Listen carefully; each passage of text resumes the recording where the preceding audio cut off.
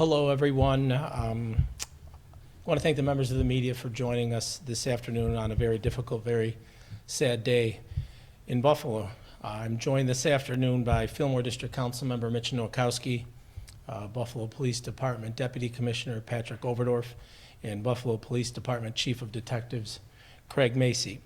As Mayor of the City of Buffalo, I'm deeply saddened to share that Michael Mickey Harmon and Jordan Coletto, two well-known, loved, respected members of Buffalo's Allentown and LGBTQ plus communities, were the victims of a tragic double homicide that took place yesterday. I want to extend my deepest and most heartfelt condolences to their families, their friends, their loved ones, and the community during this unimaginable time. I want you to know that we share in the grief of those who knew and of those who cherished them. And I know there are no words that we can say that can take away your heartache, but just want you to know that I and the entire Buffalo community are here for anything you may need. I've been in contact with Erie County District Attorney Michael Kane and his office, and I want to ensure the community that this case is being handled with the utmost seriousness, and that the Buffalo Police Department, the DA's office, and other partners will continue to collaborate to ensure the investigation is flawless. I know when an incident like this occurs, particularly when the victims are a member of the LGBTQ plus community, one of the first inclinations is to ask whether or not this is a hate crime or anything of that nature. At this point, there's absolutely no indication of that. However, I do want to stress the Buffalo Police Department will follow any and all leads during their investigation. With reference to that investigation, at this time, I want to bring up Buffalo Police Department Deputy Commissioner Patrick Overdorf to fill you in on a little bit more of the particulars. Deputy Commissioner. Thank you, Mr. Mayor. First, on behalf of the department, I would like to offer our deepest condolences to the friends and families of the victims. At approximately 4:25 p.m. yesterday, Bravo District officers were dispatched to 5 St. Louis Place for a person with a knife call. Upon arrival, the officers did encounter a male with a knife. The male did drop the knife, but only after cutting himself. The officers did call for an ambulance. The ambulance did arrive and transport the individual up to ECMC. The individual remains at ECMC at this time as a person of interest under the supervision of the Buffalo Police Department. Upon a subsequent search of the house, officers did locate 2 deceased victims. The medical examiner's office did determine the cause of death to be blunt force trauma. Obviously, this investigation is ongoing by the Buffalo Police Homicide Squad, but at this time, there is no indication at this point in the investigation that it is related to a hate crime. But obviously, we are early in the investigation and continue to investigate all leads. With that, I turn it back over to Mayor Scanlon. Thank you, Deputy Commissioner. As I mentioned, this is a horrific incident, a terrible loss for the Buffalo, the Allentown, and the LGBTQ plus communities of Buffalo. And someone who works, represents, and fights for those communities every day is Fillmore District Council Member Mitch Nowakowski, who I'd like to welcome to the podium for a moment now. Thank you, Mayor. So I come here as the District Council Member for Allentown and someone who is a member of the LGBTQ community. The 2 homicide victims are my constituents, but they're also my personal friends. So it makes today even more harsh to have to gather all of these facts and make sure that I can help lead my community and make sure that we have good information. As District Council Member and as a member of the LGBTQ community, there is nothing that suspects that this was a hate crime. So I want to put those tensions at ease. The second is the individual, as it was stated, is at ECMC. So no one is believed to be at large. So the larger community does not have to be fearful that somebody that could be in connection of these homicides is at large. I refuse to allow Mickey and Jordan's memory to be attached to these heinous crimes. I want everybody to know that these people were artists, were people of the Allentown community who made it better, who made things happen, who worked with me ever since I got into office. When you look and see Allentown, its vibrancy, its festivals, its artwork, think of them, because that is who they are. They do not deserve to have their legacy attached with the heinous crime that happened yesterday. So today, a lot of people in multiple communities are hurting. I'm hurting with them, but I'm also here to help lead us through this pain. We're not going to get over it, but we will get through it somehow, and I will do it together. I will remain until the end to be communicative to the community, to bring us together, to provide good information and communication from all city departments, and that one day justice will be served. Thank you. Thank you, council member. As he mentioned, there's some unspeakable pain and heartache going on throughout our community right now, but I think it's important that while experiencing that pain, we make sure to take time to reflect on the people that Mickey and Jordan were and what they brought to this community through their advocacy, through their commitment to the Allentown community and their involvement in the entire Buffalo community. With that being said, I can open it up to any questions. Was the person who's in ECMC that is a person of interest in this, were they known to Mickey and Jordan? We don't have an answer to that at this point, but that's part of the ongoing investigation.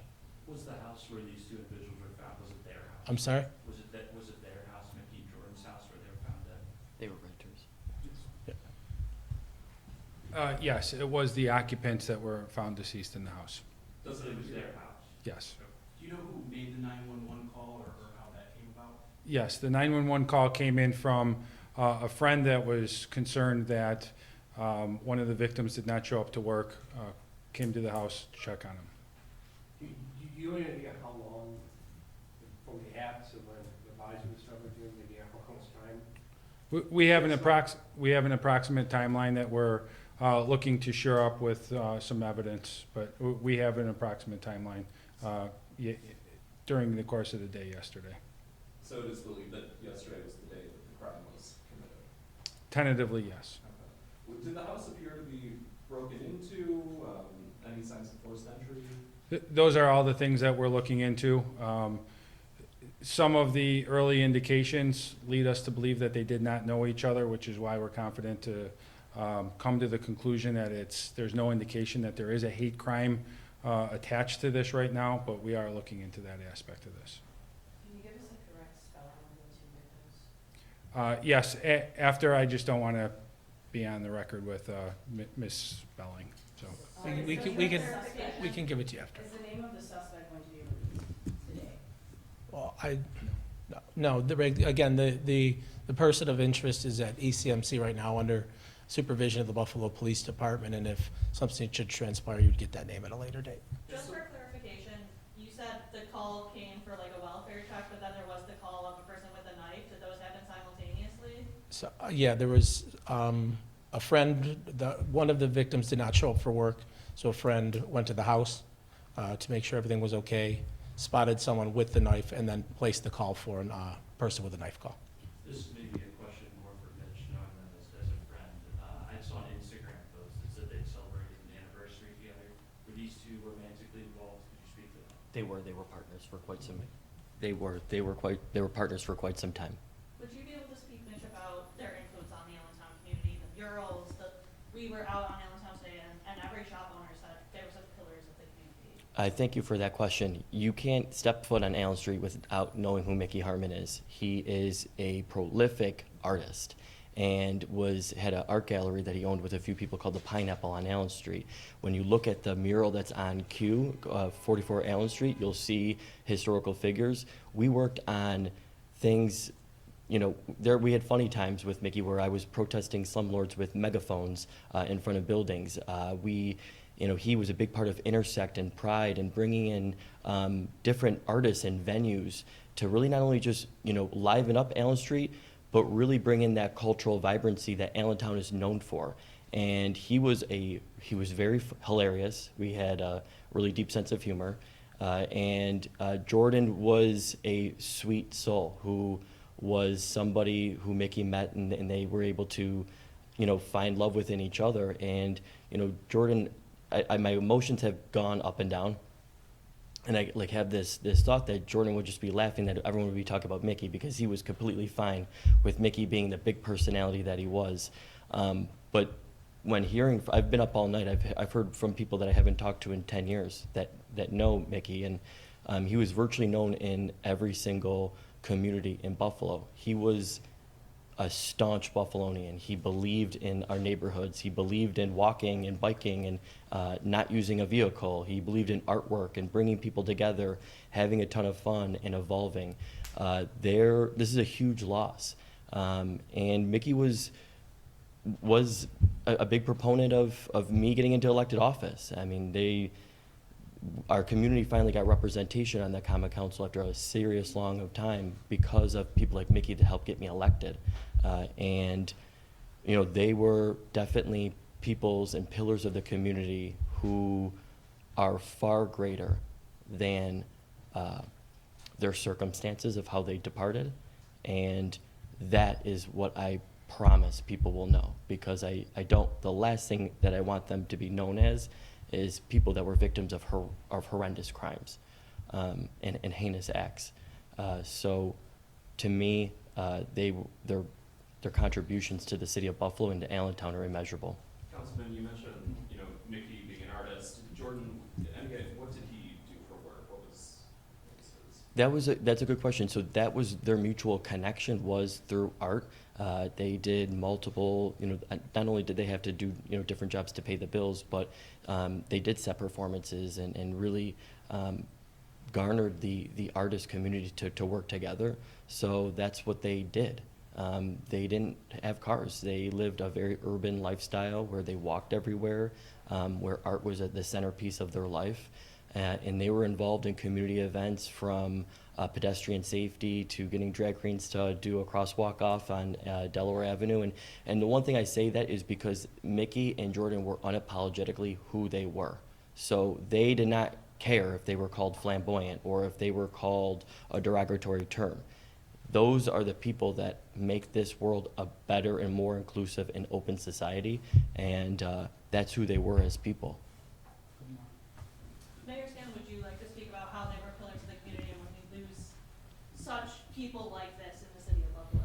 Yeah, it's heartbreaking whenever we lose someone in the city of Buffalo to this type of violence, this unspeakable violence. But when you have people who contribute on the level that they did, it hits home a little harder. As the council member mentioned, you'd be hard pressed to walk through Allentown, and particularly down Allen Street, without a reminder of their participation in and their commitment to the city of Buffalo and things that take place here year round. And whether it's community events or small business, whatever it might be, their commitment to Buffalo won't be forgotten. I think it's extremely important what the council member talked about, that the one thing they are not remembered as is victims, but instead as the people who they were and how they contributed to the overall wonderfulness that is Buffalo. So just to be clear, at this point, it's not believed that Jordan and Mickey were known to their alleged attacker? We don't know that for a fact right now, but so far that is the indication. At this point,